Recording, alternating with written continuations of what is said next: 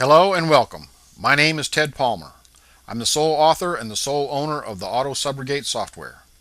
Is every square inch of flat surface in your office covered with file folders, including most of the floor? When a guest or client arrives in your office, do you have to remove a stack of file folders from a chair and find a place to put it, probably on the floor, in order for them to have a place to sit?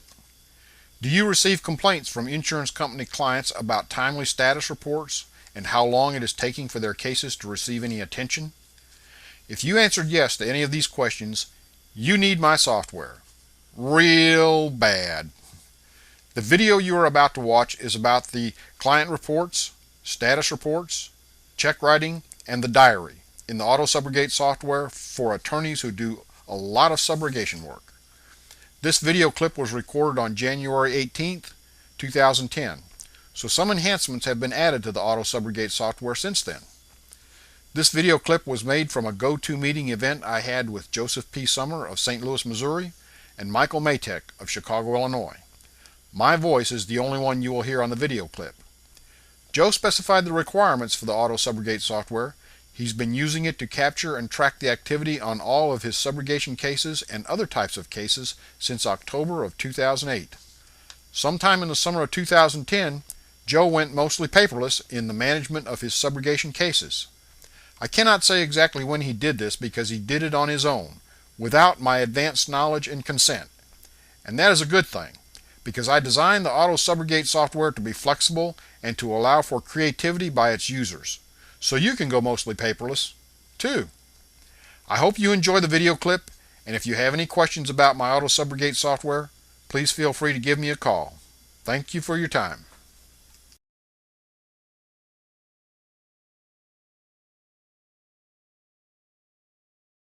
Okay, we have that.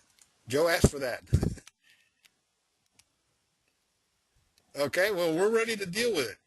We have client reports, and we got my files by client. So we put it up there, and let's pick a date range. Most of the reports have a date range that you want to look at. 2005.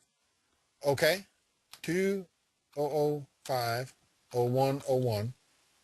What would you want the end date to be? This month? Certainly. 2010, 0131. And then I have to decide whether I want to look at forwarder companies or insurance companies. Okay, let's take forwarder companies. And yeah, then we have to pick the forwarder. Let's take Javits, Block and Rathbone. We're going to run the report. Now this report doesn't, it stays, I have to click on this to make it come up. I'm sorry for that. I don't know why that is, but clicking on that title bar is really not a hard thing to do. Okay, so I'm going to run this all the way down to the bottom.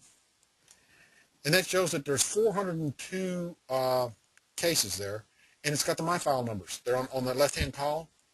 I'll come all the way back to the top so that you can see. They want to see the balance. Mr. Matek, if you want balance on there, I can get that on there for you. Status? We have status. Okay, let's do batch status. No, that's what I'm here for. Really, that's what I'm here for. Yeah, I mean, you know, if you don't look good, I don't look good, and I'm here to make you look marvelous. So let's look here. Let's look at reports, and we'll go to a batch status and status to adjuster. So this is print reports, status to adjuster. And all I have to do is put, yeah, I've got a couple of cases written down here. Let's see what I want to do. Status to adjuster. Let's just do two of them. Let's do 23736. 23736. Okay, I just press enter. It goes over there. 23736 and 23780. 23780. And I press enter, and it goes over there. So I'm going to do a batch status on two. Now, if I can do 200, you know. I just don't want to sit here and wait on me under 200. Yeah, exactly. We'd have to look at it all. So what I'm going to do now is kind of move this around a little bit. Let's see. Okay, here's my Microsoft Word. I'm trying to make this a good demo so that you'll see as much as possible.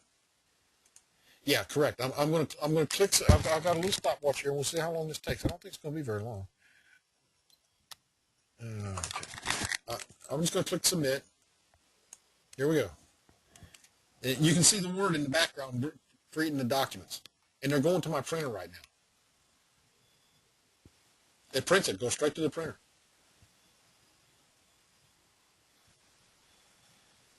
If you want to do what, please? Well, I mean, if you're going to do 200 of them, you want to review all of them before you print it?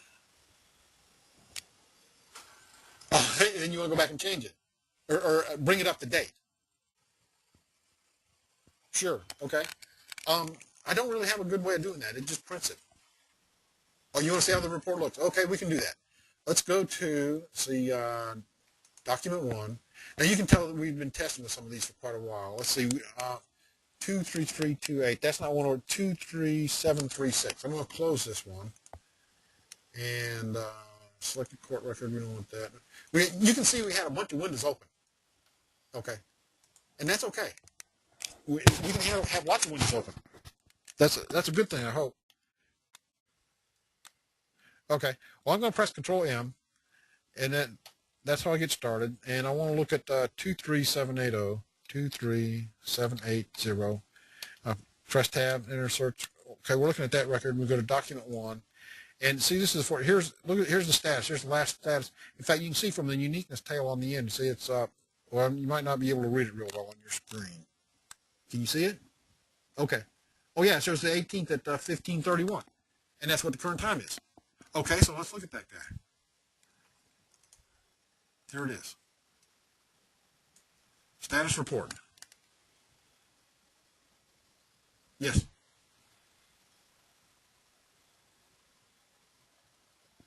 Not necessarily the whole history, but I mean, it gives the date that we received it, and there's some different things like if we've got a judgment. I think Joe didn't really want to show that who the process server was going to be, because I mean, if you've already got a judgment, you know the bid served. Pretty much so, yes. In fact, let me go back to this. Yes, there's some that you can pick from these checkboxes, like we've ordered a certified copy of judgment. Is that legible to you? Okay.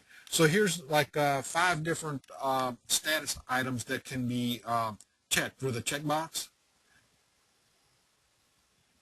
Yes, if you'd like to have more there, I can add them. Well, it will apply to batch if you save it. Now, if you do it, a single right here, but if you click on Save, okay, I'm going to click on Save. That's 23780. And I'll go back and do a batch one. 23780, we'll do a batch. Let's see, reports, batch, status, 23780. And we said we're looking for a certified copy, okay? And I press enter, and I'm going to click I can click submit. Even though I'm looking at one, I can click submit, and it'll do it. Here's another one. Okay, now this is going to my printer. Of course, you can't see the printer, but I'm going to show you what the Word document looks like in just a second here. Let's see, we'll go over to Word documents, and let's see, I'm at 1851. I may have to close this to refresh this screen. Most of the time when I do stuff, oh yeah, I have to refresh the screen because it won't be in there, and the reason is, whenever I do something by clicking on a button, like from here, if I click on any of these buttons, it'll refresh. But when I do it from a different screen, like I do it from here and go from here and like that, then it doesn't refresh. Yeah, so I'll have to close that. Let me be sure that I got that in my clipboard. Control C, and do cancel, and then I'll do a Control M, Tab, Control V, Tab, Enter. Okay, let's see, I want to close that. Come back here and ledger 1. Now here's this additional status that we just did. See that the time is just a little bit later. Okay, I'm gonna edit that, and we're gonna look at this document. Come down here. We were saying we have ordered. Can you see this line right here? That came there as a consequence of. That's correct. That checkbox right there. So however many checkboxes you want, I can put them on there. If I can't fit enough on here, I can get one of these things. I can get a text box, or not a text box, but a list box with checkboxes in them. I can get you as many of them as you need.